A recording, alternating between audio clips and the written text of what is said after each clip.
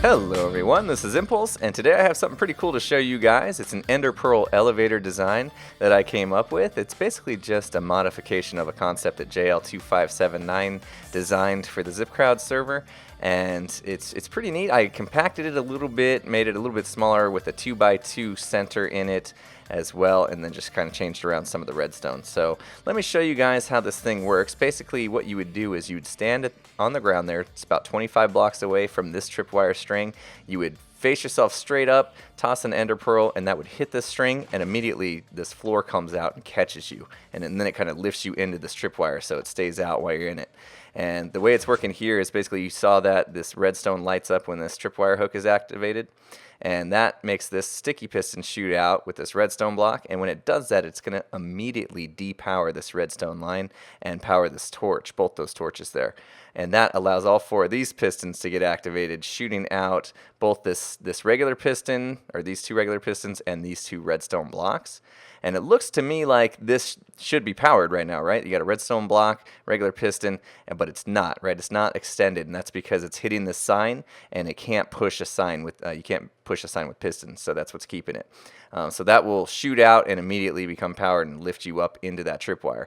And the reason why we do that is because we need a little bit of space between where your ender pearl hits that tripwire and where you're going to initially land. And so by lifting you into that line, it keeps those extended so it doesn't just reopen and let you fall to your death there.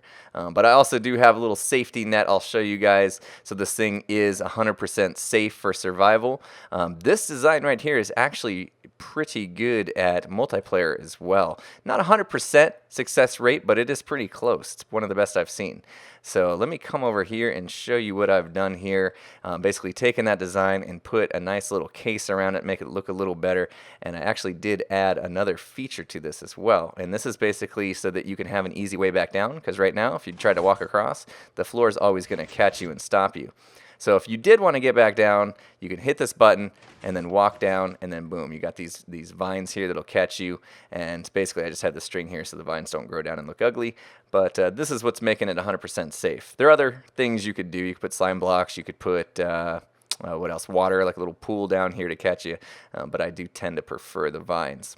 So I mentioned the height that you're going to want to do is 25. I did some testing here, and Enderpearl will actually reach this block here. It's the 31st block above the ground there, and it will reach the bottom side of that block. But the problem is the Enderpearl starts to lose speed significantly from 25 on to 30. So it slows down, and you're going to just lose a bunch of time there while you're waiting for your Enderpearl to hit. So I do kind of recommend 25. It seems to be the sweet spot. 20 would get you there even faster, and obviously anything under that even faster. But if you do need to do multiple floors, I would stick with 25 until you get to the top of where you're going. And that's what's beautiful about these two, right? You can go from bedrock to sky limit, right? Build limit basically, by stacking these one on top of another. So that's that. So 25 blocks above the surface is where you're going to want to go with this. And with that, I will show you how to build it. All right, so here's what we're going to need to build this thing. We got 8 redstone blocks, 8 sticky pistons, 4 regular pistons, 24 redstone dust, 4 signs. Got 4 glowstone blocks here. These are not entirely necessary. It's up to you if you want to light it up around the platform there. 4 tripwire hooks. I got 8 string. 4 of those were just to keep the vines from growing, as I showed you earlier on that drop chute. 4 buttons. If you want to put one on each corner of the design, you can. You can get away with just one if you want. And 12 stone slabs. You can use any slabs. Iron blocks here. I got just a stack of blocks. You don't need iron. It can be any solid block of your choice there.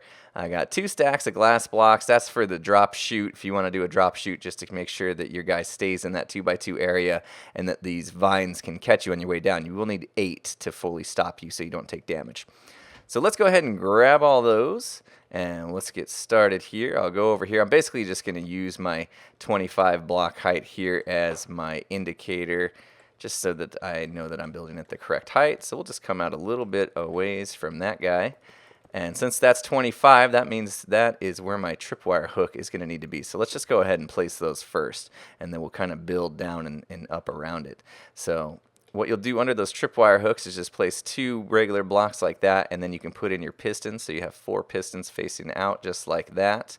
We can go ahead and put our redstone blocks in now, and then above those, where's my glowstone? above these pistons, you put your glowstone in, and you'll need your signs as well, so you can put those in. Oops, didn't want to type on them, unless you want to make directions for somebody. And at this point, you can actually put in your regular pistons, and you can see they don't move even though they're being powered, and that's because those signs are there.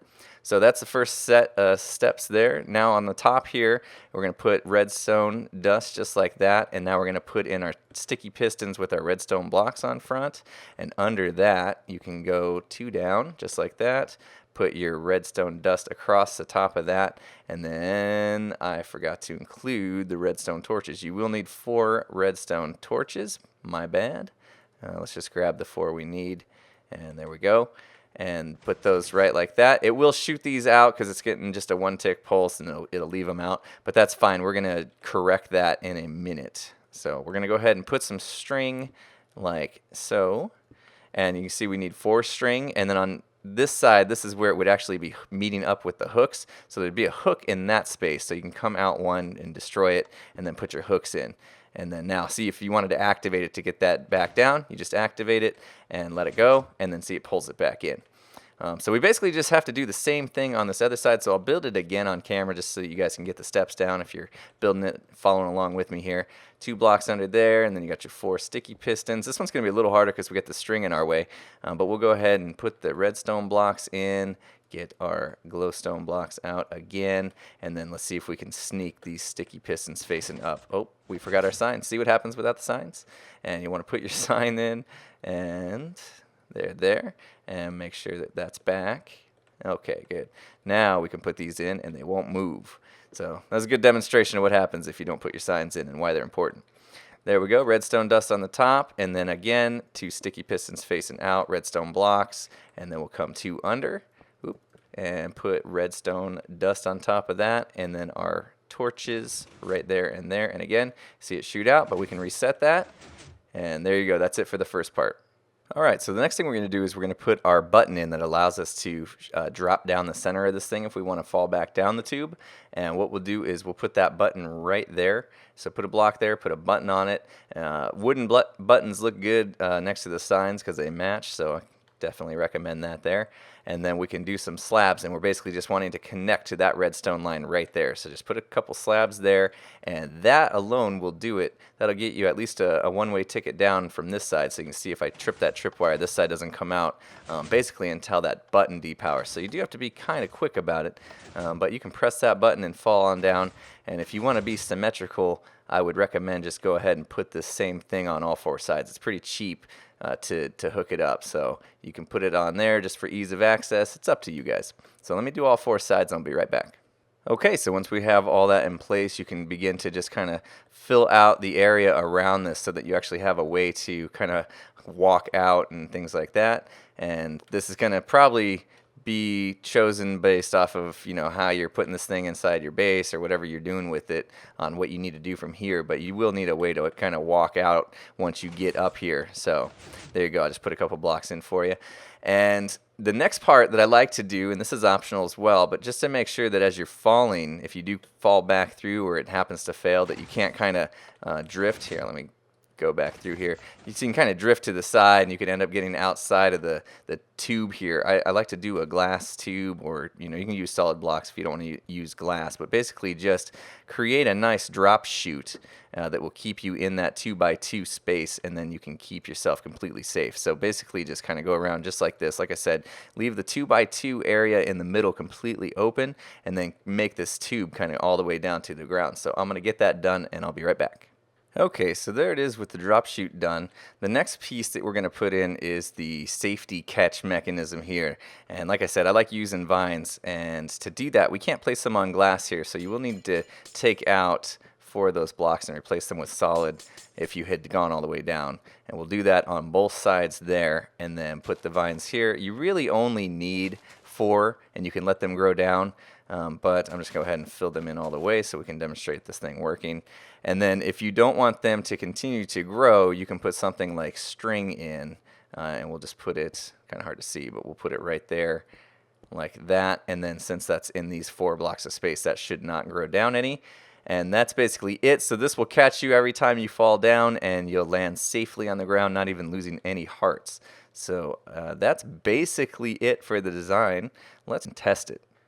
Alright, so I got some ender pearls. I am in survival now, and basically what you do is you just walk into the center of this thing, look straight up, toss your ender pearl. It's going to hit those tripwires, and there you go. So you safely landed on this floor. You're of course going to take your regular ender pearl damage. It's not going to stop that, so you do need to be careful if you stack 4 or 5 of these things on top of each other, that you're not spamming ender pearls and kill yourself that way, of course.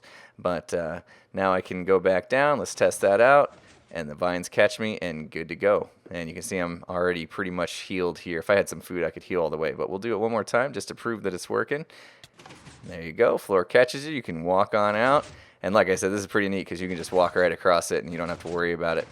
Alright, so that's going to do it for this tutorial, guys. If you enjoyed it, please be sure to leave a like. If you're not subscribed to me, go ahead and make sure you hit that subscribe button before you go as well. And with that said, I will see you guys again next time. Have a good one, everyone.